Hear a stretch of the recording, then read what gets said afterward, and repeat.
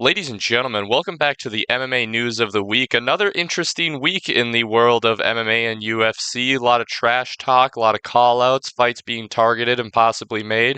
And Silva mentioned me. We'll get into all of that, but there's only one way to start off an MMA news of the week, and that is with a weekly silly.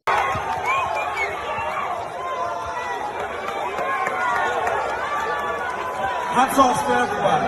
Everybody gets a bite. There we go. Love that. On to the news. Michael Venom Page versus Stephen Wonderboy Thompson, targeted for UFC 311.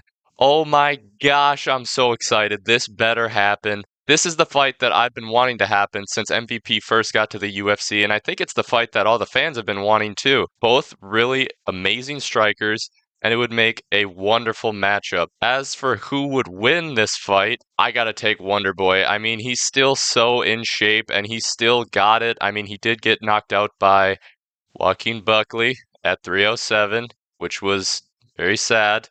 But I think he's got it. Against a striker like Michael Venom Page, who's really unorthodox, I don't think that Michael Venom Page's unorthodox style could really break Stephen Wonderboy's, not traditional, but just masterclass striking style.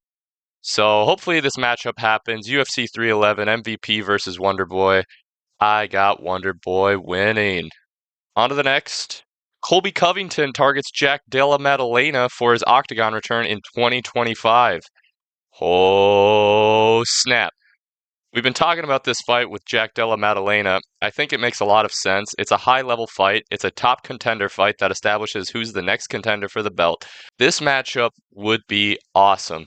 Now, I don't really know why Colby Covington would call out JDM. I feel like he'd have a better shot against Ian Gary, but with all the trash talk going on and the possibility that Ian Gary could beat him, that would be a scary fight for Colby Covington to make. If he lost to Ian Gary, the comments and the media and the fans and all the hate he would get, I'm not going to lie, I wouldn't take that fight either. But I would take this fight. JDM, rising star in the UFC, has a bunch of knockouts, great boxer, and Colby Covington, great wrestler, and he's got that super gas tank that we all know about. This would be a great matchup. It's a scary matchup for Covington, considering he's been losing and he's been not active for a while. And I think JDM could probably clean him, just chin him and TKO him or knock him out. But if Colby Covington could dominate him on the ground, I could see that happening too and him winning that fight. As for if I think they deserve a title shot, do I think Colby Covington deserves a title shot if he wins this fight?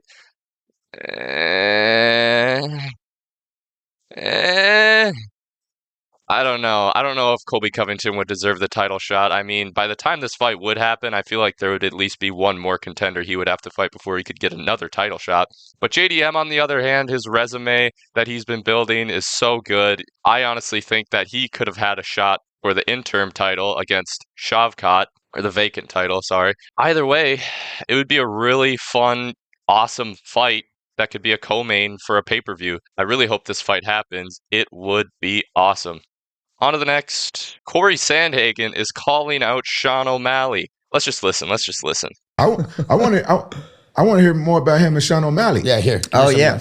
What else? I want to know. I mean, look. Do you think you're gonna beat this guy? Yeah, I think that I'll kill him. I really think that I would do what I want to O'Malley. Like he's a really clunky grappler. Clunky. Yeah, like clunky. Like you could tell that he does a lot more stuff with his jiu-jitsu coach than he does with the wrestling coach, and that's like not the way to go about modern day MMA. Whoa, this is the most fired up I've ever seen Cory Sandhagen outside of the octagon. He's usually not the biggest trash talker, and I mean, this is about as close as you'll get to trash talk with Cory Sandhagen. Very chill guy. Can't expect much more for trash talking, but he does prove a point. He's calling out Sean O'Malley. Earlier in the video, he said it's the fight that the fans want to see, and I can't agree more.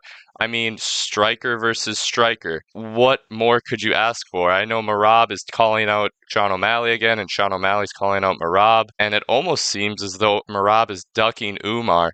Now, I do understand where Merab's coming from. Umar only fought one ranked opponent, which was Cory Sandhagen, and he beat him, and now he thinks he's deserving of a title shot. I don't know about anybody else, but that just doesn't seem that fair. I mean, he really didn't have to do a lot of work in the division to get that title shot. Although he may not have had to do a bunch of work, he is one of the top ranked contenders now, and it would make sense ranking wise to give him the title shot, but I don't know. Just a bunch of weird stuff going on with the title in the bantamweight division. But I think the fight that they should make next for Sean Omalley is Cory Sandhagen. I mean, Cory Sandhagen gave Umar the hardest fight of his career. Can I say out-grappled him? It was just on the feet where he really couldn't, get it going. But with his performance against Umar, I think he's deserving of Sean Omalley, the guy who just lost the bantamweight title. It would be an incredible fight, a super fun, what do they say, a striker's delight? Yeah, it'd be a striker's delight, and if the UFC doesn't make that fight, I really wouldn't be surprised. Cory Sandhagen's such a chill, calm dude. He's not really the flashy type where he is, he's not the guy who sells the most pay-per-views. I'll say that. He's not the biggest star in the UFC, but he is one of the best fighters in the bantamweight division, and he is one of the best strikers in the bantamweight division. I can go on and on and on, but Sean O'Malley should fight Cory Sandhagen next, and I think he said he wants to come back in March or April. Cory Sandhagen says, let's make it happen then. UFC, please, let's make it happen then. On to the next. Dricus du Plessis is once again talking more about fighting Alex Pereira, but he's not calling him out for his next fight. He says that he thinks he needs another 2 title defenses before he can fight for a second belt, and then he wants to go up. I'm starting to become a Dricus fan, like a big Dricus fan. The respect he has for the game. Oh, look, it even says right here. The respect he has for the game and just the respect he has for the UFC and what it is and what it should be is awesome. I love that he wants to defend his belt 2 more times before he moves up. It really shows the type of guy he is and how much he really cares about the sport as a whole. Let's take a listen to the video. And at his age, you just keep improving and, being as active, it's something to look up to. But it's a fight I want. I always say, for me, this is all about legacy.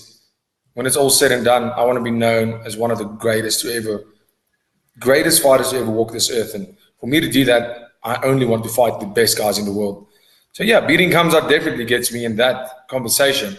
I'm one of the first guys who said, I believe in defending your belt at least 3 times before considering going up to a new weight division. But yeah, like I said, if I fight Khamzat next, beat Khamzat, it's my second defense. But you can also say, I beat Strickland again, then beat Khamzat, it's my 3rd defense. Then it becomes viable. So, like I said, I'm never in a rush. But a good point that you're making is I would love that fight before the man decides to retire, because if he does decide to retire today, it would be totally warranted. I mean, what he's achieved in the sport's incredible. So much respect. I'm low-key. I used to not like DDP, but now I like him a lot. I think that's really respectable. And yeah, very cool. On to the next. Here's some cool news. Jon Jones got his custom shorts for 309, and they're pretty dang sick. You see, you got the black and gold for the champion status, but he's also got that red in there, which is awesome. And he's got the Bible verse on his shorts, which he's got on his pants, and he's got on his chest, sorry, and he's got the cross on there. These shorts are sick. And on the topic of Jon Jones is still trash talking Tom Aspinall. Jon Jones names Alex Pereira as potential opponent if he fights again. Tom Aspinall just hasn't proven anything. What a claim. Now, I'm starting to think. I do a lot of thinking. What if this is all a build-up for a Tom Aspinall fight? All this beef, all this trash talk.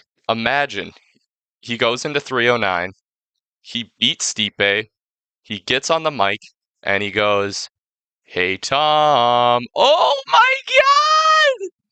Oh, my gosh. The response would be insane, and the buildup would be insane. The matchup is a matchup that has been targeted for so long by all the fights. I mean, here's the thing. Alex Pereira, in my opinion, is more of a super fight for Jon Jones. I love Tom Aspinall. I totally think he deserves Jon Jones. But from a business standpoint, I honestly think that more people would be willing to buy a pay-per-view of Alex Pereira versus Jon Jones. I don't think they'd make as much money if they did Jon Jones versus Tom Aspinall. Alex Pereira just has more of a name and a bigger following, I feel.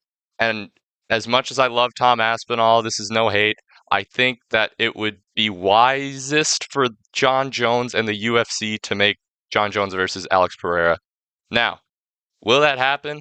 I don't know. He has spoken about how he wants to maybe retire after this fight, but he's only 37. I mean, it's so hard because he does have that undefeated legacy, and Tom Aspinall and Alex Pereira are very scary matchup, especially with his age. I mean, he's still in great shape and he's still a great athlete, but you can't lie, it's much more scary of a matchup than Stipe. Here's some fun stats about Jon Jones saying, I feel like Tom Aspinall hasn't proven anything or he hasn't done anything.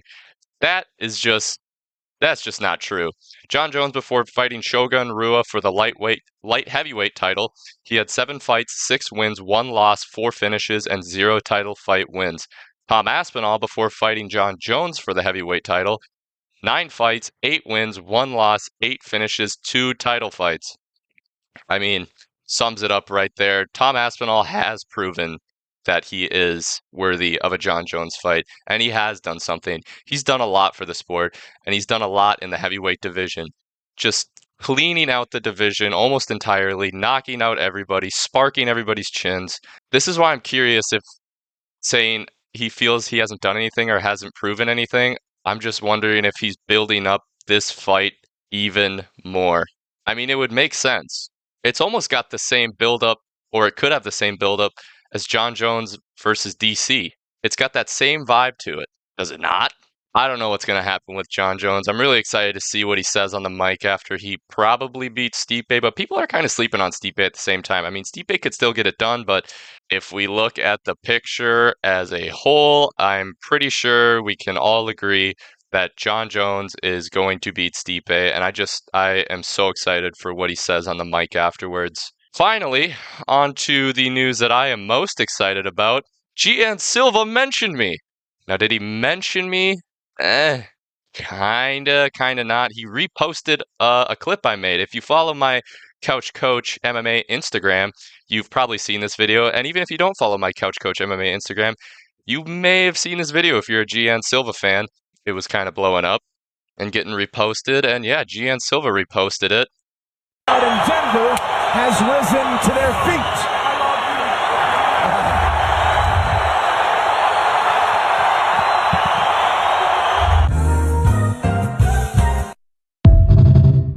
Oh, snap. Yeah, I've just been kind of geeking out about this the past few days. I actually just saw it the other day, very late for when, he posted this. But I saw him post it on his Instagram too. I'm just super excited and geeking out about this. And I'm so excited about it. Yeah, I wasn't following him. Don't look at that. Anyway, I was so excited about it, and I'm so excited about it that I'm about to do something that's never been done before.